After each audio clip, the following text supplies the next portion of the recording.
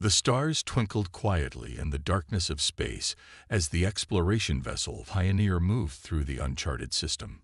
Captain Robert James stood on the bridge, watching the main screen as it displayed data from their latest scan. This was their third week mapping this sector, and so far, they had found nothing but empty planets and space rocks.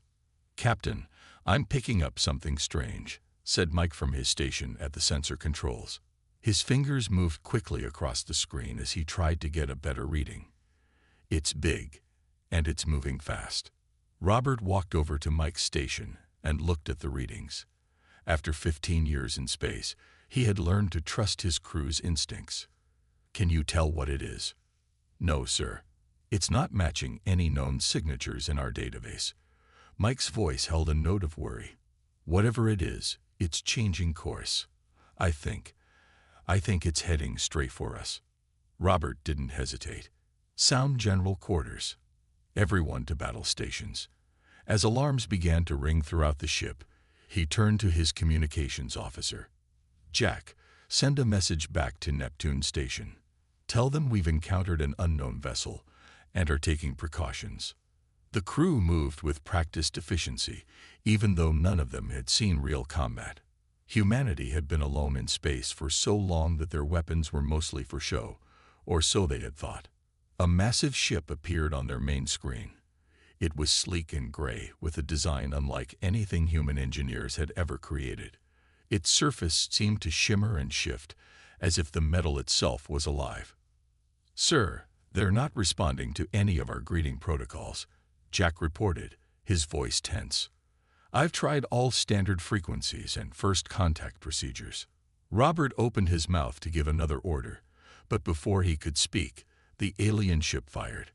A beam of energy cut through space, missing the Pioneer by mere meters. The ship shook from the near miss. "Return fire," Robert ordered. "All hands, brace for evasive maneuvers." He grabbed his chair as the Pioneer twisted away from another blast. Their own weapons seemed to have little effect on the alien ship's strange, shifting hull. The next few minutes were chaos. The Pioneer was a research vessel with some defensive capabilities, but it wasn't built for a fight like this. The alien ship was faster, stronger, and had weapons that seemed to ignore half of their shields. "Hull breach on Deck 3. Someone shouted. "Emergency containment fields holding." Robert watched as another blast from the alien ship tore through their port side. But in that moment of destruction, something unexpected happened. A piece of the alien vessel's hull had broken off during their exchange of fire and become embedded in the Pioneer's damaged section. "Engineering reports critical damage to the main drive," Mike called out. "We can't take another hit like that."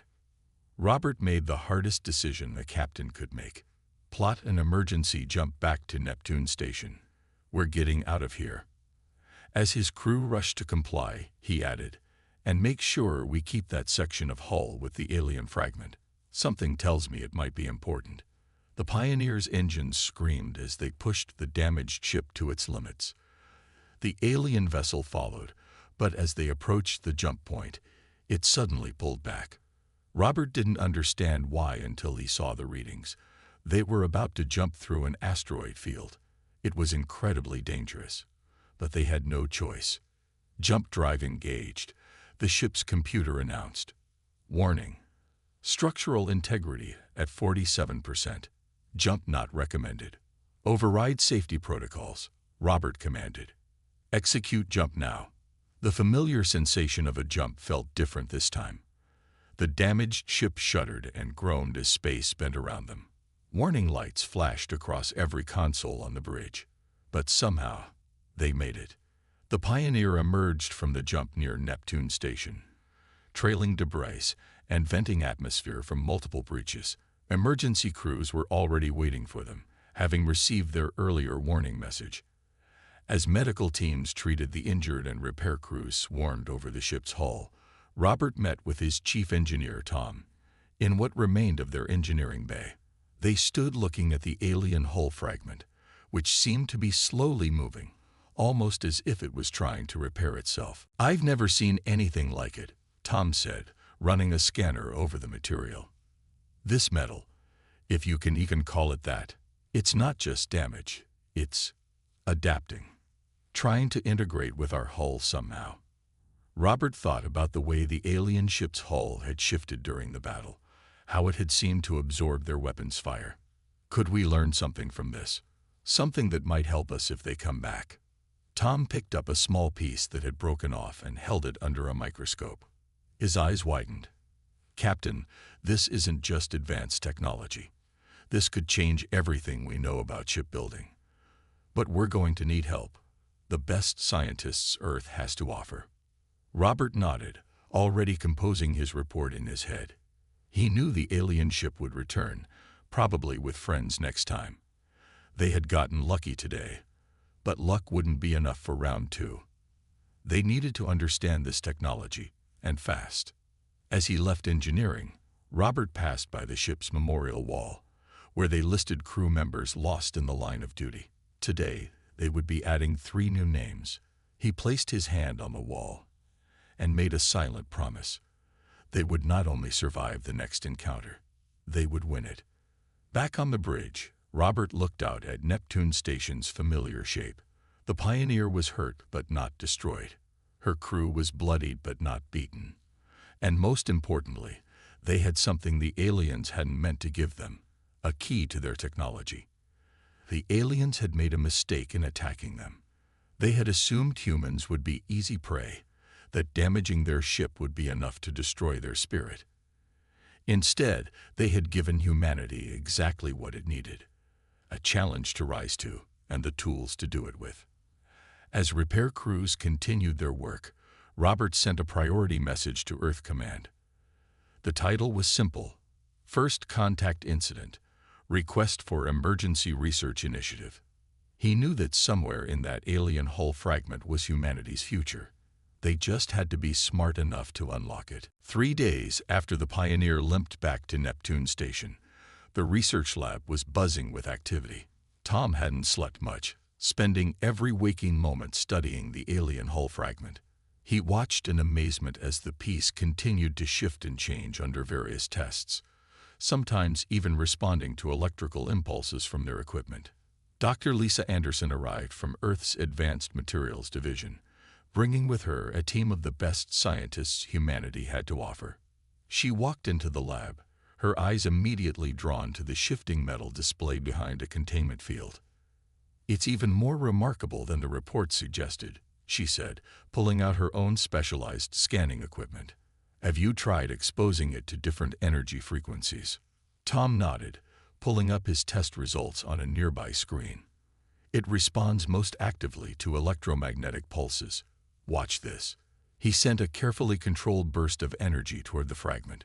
The metal rippled like water, its surface reorganizing itself at the molecular level. "It's not just repairing itself," Lisa said, studying the readings. "It's learning, adapting to become stronger against whatever damaged it." She turned to Tom with excitement in her eyes. "Do you realize what this means? This isn't just advanced technology, it's programmable matter."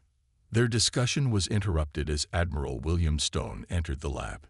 He was an imposing figure, known for his skepticism of new technologies. "I've read your preliminary reports," he said, looking at the alien fragment with suspicion. "They seem a bit far-fetched." Captain James, who had been quietly observing from the corner, stepped forward. "Sir, I watched that ship's hull adapt during combat. If we can understand this technology, we could revolutionize our fleet's capabilities." The Admiral frowned. "And if we can't control it, what if this is some kind of trap? For all we know, this material could be reporting back to them." Lisa quickly pulled up her latest scan results. "We've checked for any kind of transmission signals. The material itself isn't capable of long-range communication. It's more like programmable clay, incredibly advanced. Yes, but ultimately just a building material." Tom added, "And we're already making progress in understanding how to control it. Look at this." He pressed a few buttons on his console, sending a specific sequence of energy pulses to the fragment. The metal responded by forming a perfect sphere, then shifting back to its original shape. The Admiral's eyebrows rose slightly. Impressive party trick, but how does this help us defend against their ships? Because we're not just copying their technology, Tom explained, growing excited. We're improving it. The Greys use this material in a basic way, strengthening their hulls, adapting to damage. But we've discovered it can do so much more. Lisa stepped in. We've been analyzing it with our most advanced AI systems. The potential applications are incredible. Imagine a ship that could instantly reform its hull to deflect incoming fire or repair damage in seconds. But more than that, we could create ships that adapt their entire structure based on the situation. The Admiral still looked skeptical, but there was now a glimmer of interest in his eyes. How long until you could have a working prototype? With proper funding and resources, Lisa calculated quickly, 6 months for a small-scale test vessel. The material can be replicated once we understand its basic structure. We've already started the process. Captain James spoke up again. Sir, the Greys will return. When they do, they'll expect to find us still trying to repair our conventional ships. Instead, we could have something they've never seen before. The Admiral was quiet for a long moment, studying the shifting metal. Finally, he nodded. You have 3 months. Show me something concrete, and I'll back full production. As the Admiral left, the team immediately got back to work. Tom and Lisa spent hours discussing potential applications, while other scientists ran continuous tests on the material. They discovered that the alien metal responded particularly well to human AI systems, almost as if it had been designed for a more advanced control system than the Greys were using. Over the next few weeks, progress moved faster than anyone had expected. They learned that the material could be programmed with basic protocols that would remain active even without constant AI control. They also discovered that it could integrate with traditional human technology, creating hybrid systems that were better than either technology alone. The breakthrough came 1 month into their research. Late one night, Tom was running a routine test when he noticed something unusual. The fragment was responding to their latest AI interface in a way they hadn't seen before. He immediately called Lisa. Look at this, he said, showing her the readings. The AI isn't just controlling the material, it's communicating with it. The molecular structure is reorganizing itself based on the AI's predictions and analysis. Lisa's eyes widened as she understood the implications. It's a true symbiosis. The AI learns from how the material responds, and the material adapts based on what the AI learns. This is beyond anything the Greys demonstrated. They worked through the night, refining the interface. By morning, they had a small piece of the material forming complex structures on command, each one more efficient than the last as the AI learned and adapted. When they presented their findings to the Admiral a week later, the demonstration left no room for doubt. They showed how a small drone made with the hybrid technology could change its shape mid-flight, adapt to damage instantly, and even split into smaller units before reforming. The Admiral watched as the drone performed maneuvers that should have been impossible. How soon can we scale this up? We've already started, Lisa replied. The first full-size prototype ship is in early construction. We're calling it the Phoenix Project. Captain James, who had been overseeing the military applications, added, Every test has exceeded our expectations. The material doesn't just make our ships stronger, it makes them smarter. Each vessel will be able to learn and adapt during battle, something the Greys never considered. The Admiral's approval came through that afternoon. Within hours, secure messages were being sent throughout the solar system.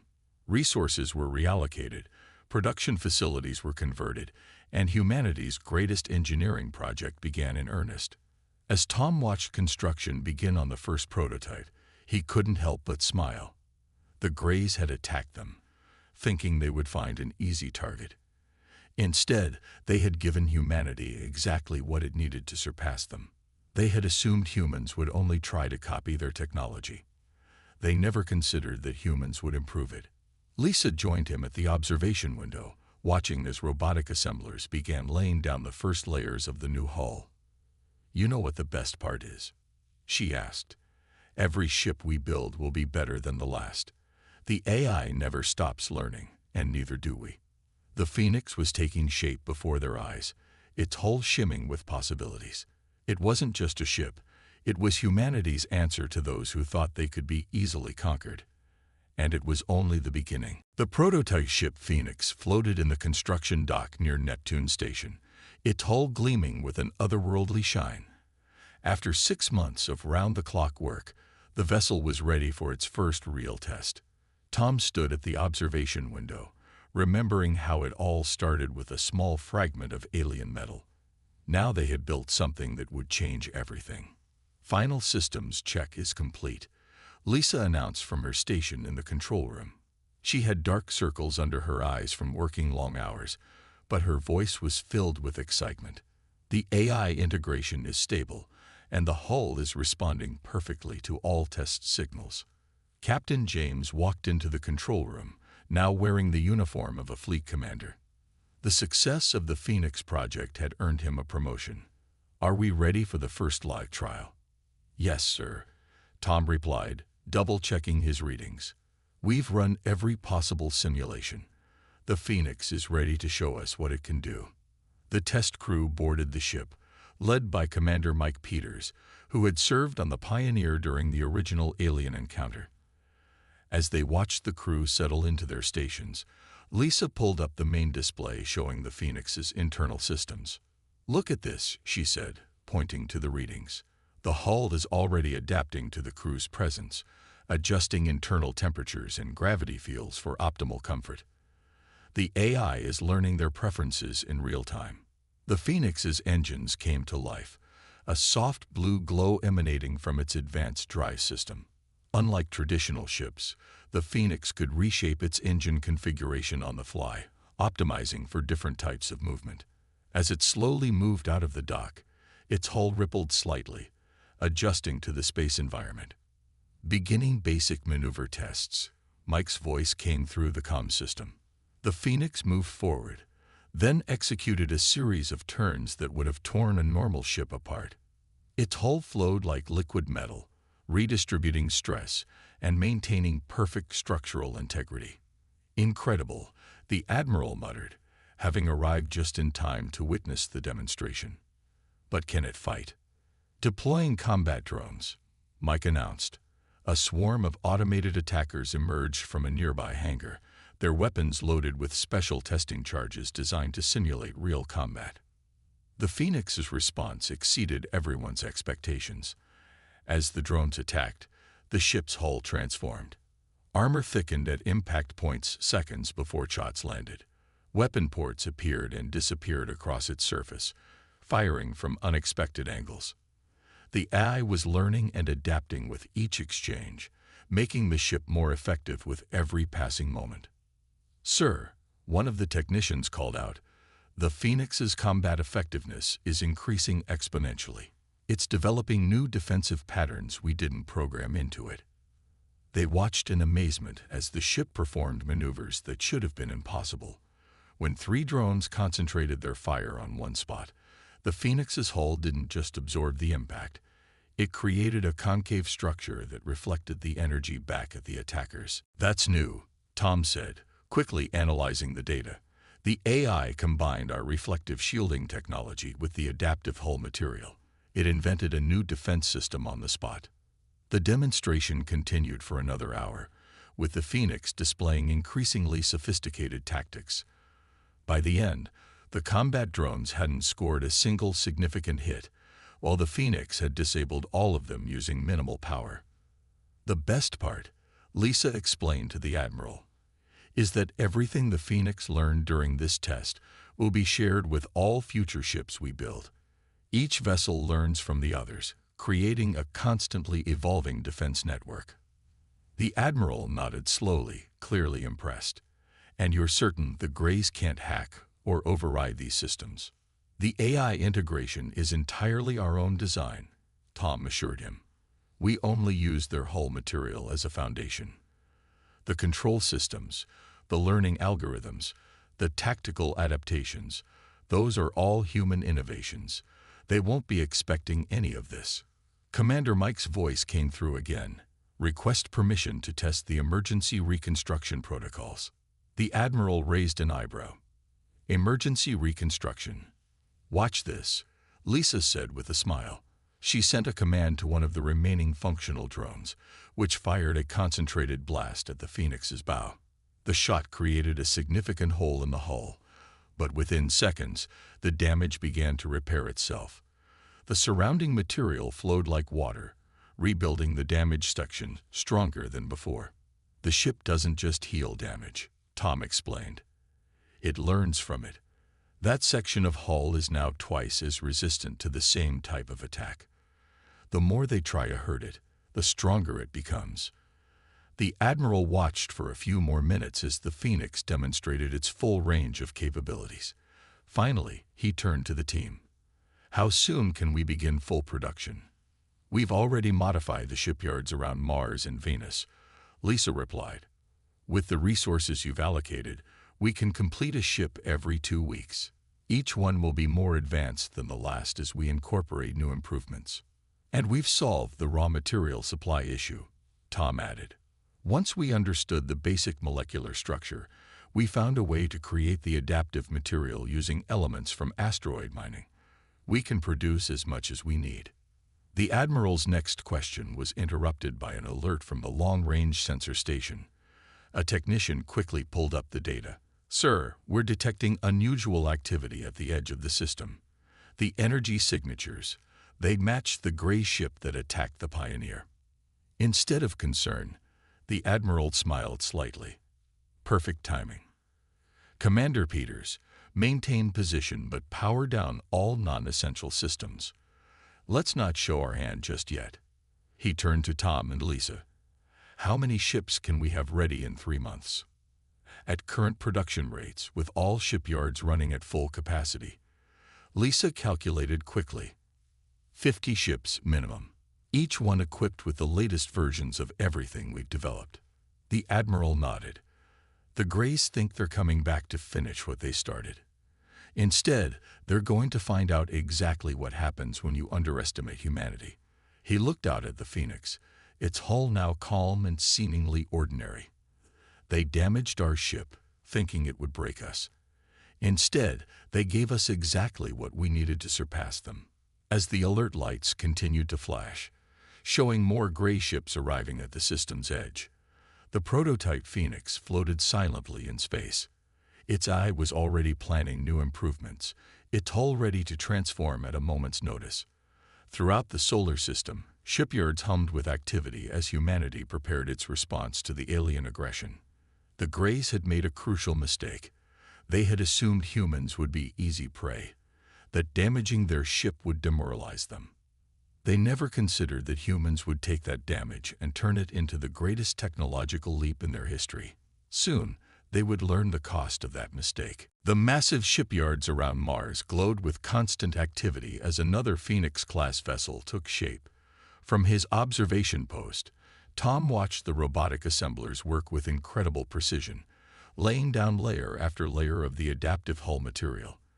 This was the 30th ship they had built, and each one was better than the last. On the main production floor, Lisa coordinated with teams from across the solar system.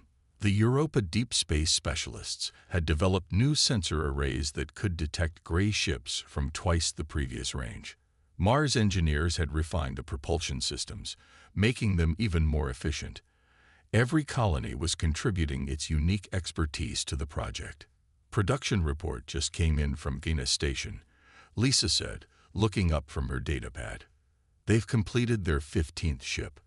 That puts us at 45 total, with 5 more under construction. Tom nodded, checking the latest performance data from their completed vessels. And each one is showing better integration rates than we expected.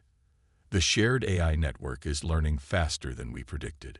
The AI network had been Tom's idea, linking all the ships together so they could learn from each other's experiences.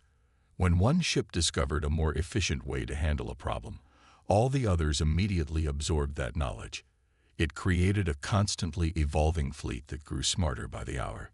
Long-range sensors are picking up more gray ships gathering at the system's edge. a technician reported. They're being cautious this time, building up their forces before moving in. They think they're being clever, Lisa said with a slight smile. They have no idea we can see them. The new sensor arrays are working perfectly. They're completely invisible to their detection systems. The door opened and Captain James walked in, now wearing the insignia of a fleet admiral. Status report. Everything's on schedule, Tom replied. The last 5 ships will be complete within 2 weeks. All existing vessels are running combat drills with their crews. The admiral nodded, watching as another section of hull was fitted into place on the newest ship. And the special modifications. Ready for testing, Lisa said. She pulled up a detailed schematic on the main screen. We've managed to integrate the cloaking technology from Europa's deep space program with the adaptive hull material. The ships can now literally bend light around themselves, becoming completely invisible. It had been a breakthrough nobody expected. The scientists on Europa, used to hiding research stations from Earth's telescopes, had figured out how to make the adaptive hull manipulate light itself.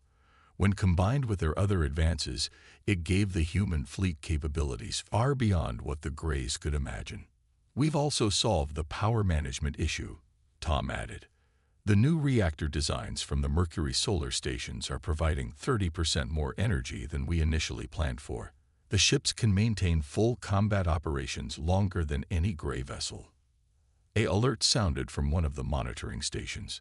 The technician quickly pulled up the data. Sir, we're detecting energy signatures consistent with Grey scout ships. They're probing the outer system. Let them look, the admiral said calmly. All ships maintain emission control protocols. As far as they can tell, we're still trying to rebuild our conventional fleet. The deception had been carefully planned. While the new fleet was being built in secret, they had made sure the Greys could see obvious signs of traditional shipbuilding activity. Old-style ships were moved between stations, creating the impression of a desperate reconstruction effort. Mercury Station reports their last 2 ships are ahead of schedule, Lisa announced. They'll be complete in 10 days instead of 14. Tom walked over to a different display, showing the status of their fighter squadrons. The same adaptive technology that made their capital ships so effective had been miniaturized for smaller craft. Squadrons of advanced fighters were hidden throughout the system, ready to launch at a moment's notice. Sir, the sensor operator called out, the Grey scout ships are approaching Neptune's orbit. They're being very careful to stay outside our conventional detection range. The admiral smiled slightly, and our new sensors are tracking their every move. Keep monitoring them. I want to know the moment they report back to their main fleet. They didn't have to wait long. Within hours, the scout ships began transmitting data back to the Grey fleet gathering at the system's edge.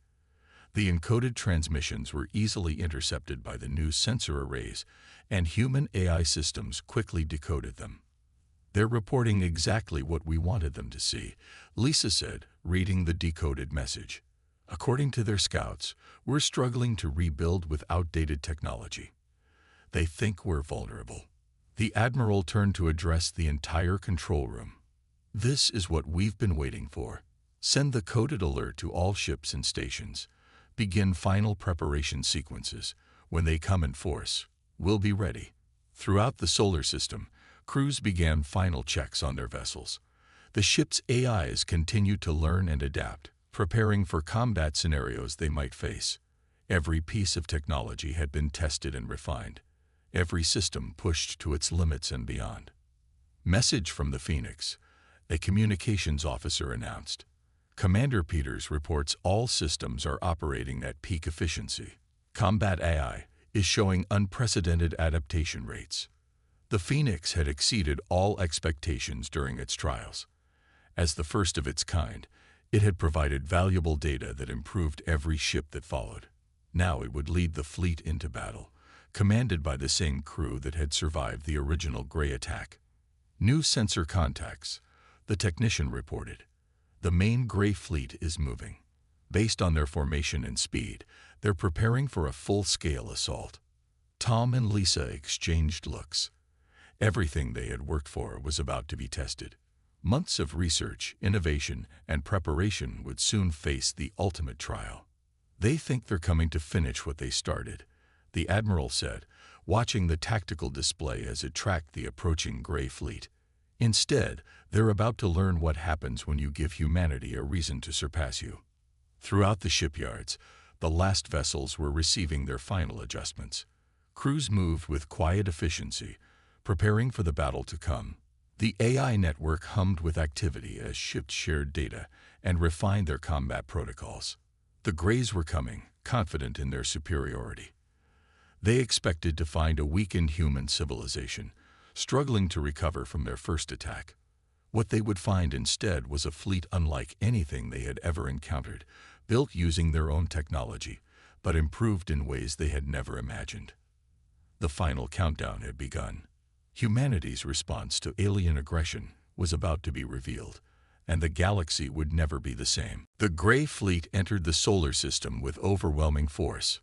Over 100 warships moved in tight formation, their hulls gleaming in the distant sunlight. Their sensors swept the area, expecting to find a few struggling human vessels.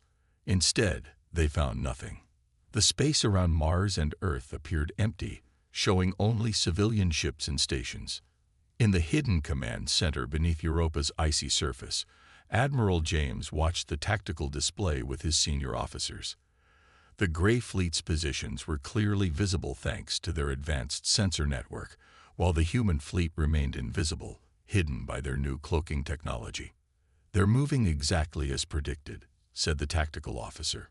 "Main force is heading toward Earth, while smaller groups branch toward Mars and Venus." The Admiral nodded. "They think we're hiding. Little do they know, we're right in front of them." He turned to the communication station. "Send the signal. Operation Phoenix is now active." Throughout the solar system, 50 advanced ships powered up their systems. Each vessel had been strategically positioned along the Gray fleet's expected approach paths. The Phoenix, commanded by Mike Peters, led the largest group positioned between the Greys and Earth. "All ships reporting ready," Lisa announced from her station monitoring the fleet's AI network. "Combat systems online. Adaptive protocols active."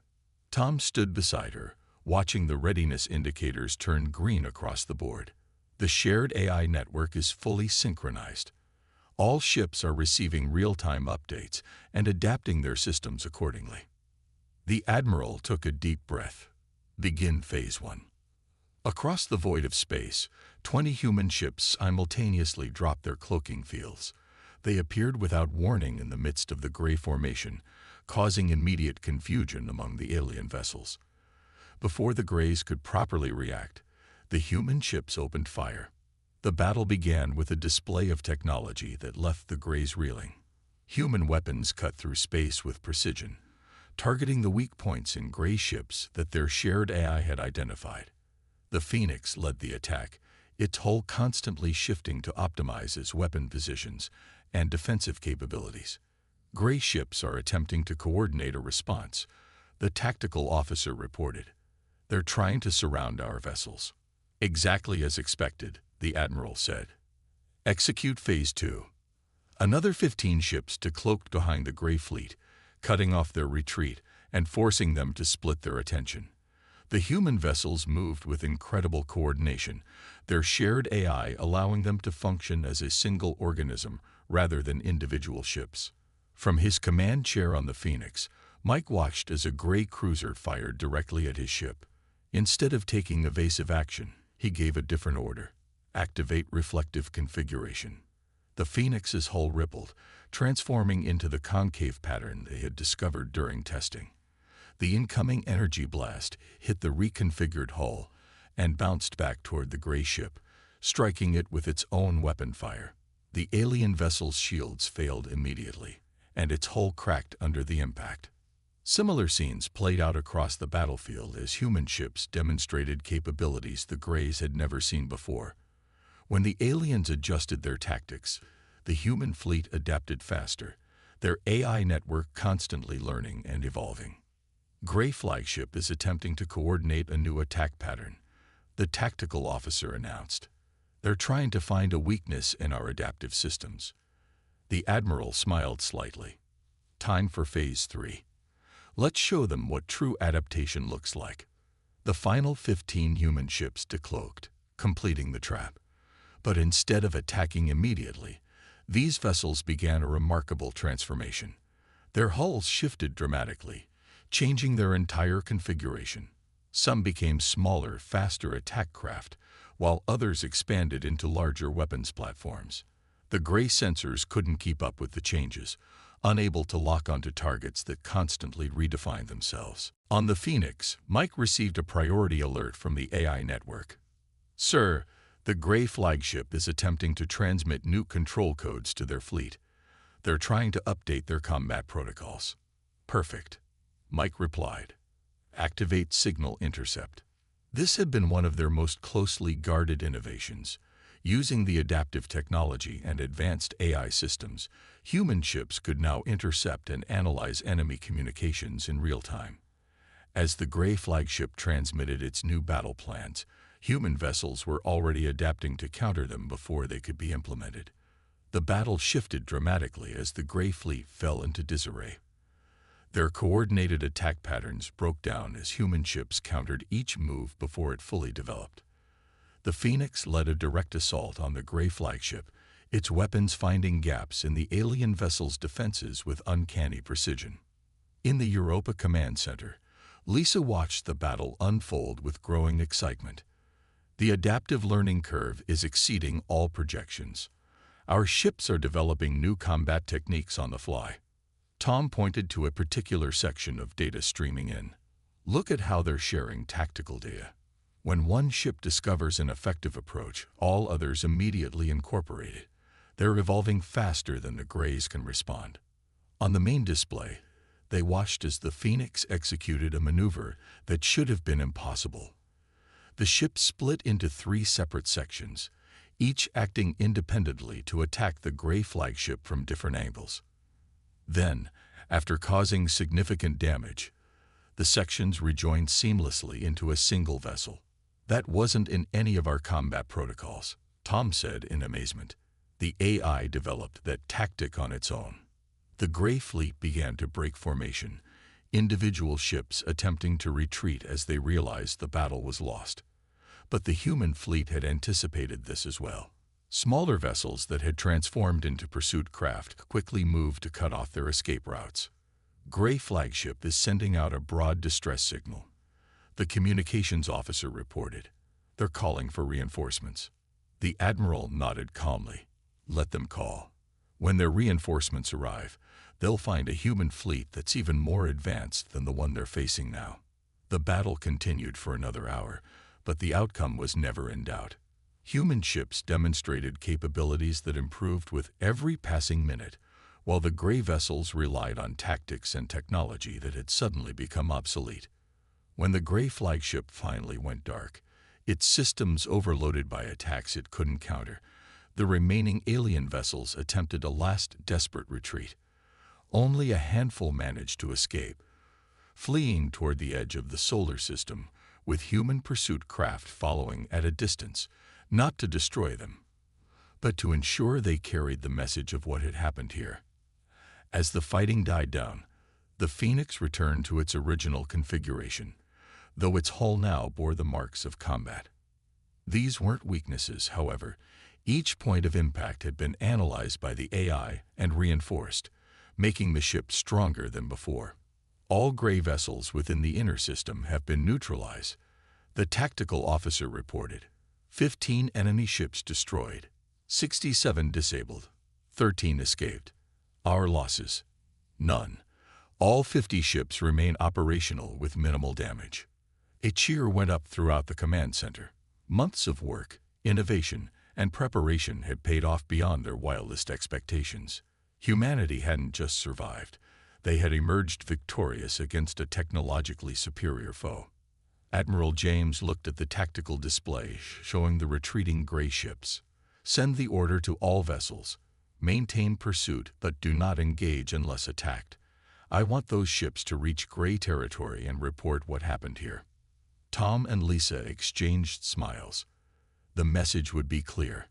Humanity was not to be underestimated. What had begun with a single damaged ship had led to a technological revolution that had changed the balance of power. In the days that followed, the human fleet continued to evolve. The experience gained in actual combat accelerated their development beyond what any simulation could have achieved. Ships that had already seemed miraculous became even more impressive, incorporating lessons from the battle into their very structure. The great reinforcements never came. Instead, 3 weeks after the battle, long-range sensors detected a small vessel approaching under a flag of truce. The Greys were sending diplomats, not warriors. The ultimate acknowledgement that their initial assessment of humanity had been catastrophically wrong. Admiral James stood on the bridge of the Phoenix as they prepared to receive the alien representatives. The ship that had been damaged in the first encounter was now the symbol of humanity's ingenuity and resilience. The Greys had attacked them, thinking they would find an easy conquest. Instead, they had given humans exactly what they needed to surpass them. As the Grey diplomatic vessel approached, the Phoenix's hull shifted slightly, its adaptive systems continuously improving even in peacetime. The message was subtle but unmistakable. Attack us again, and you'll face something even more advanced than what defeated you before. The Greys had learned a lesson that would echo across the galaxy. Never underestimate a species that can turn your own technology against you and make it better.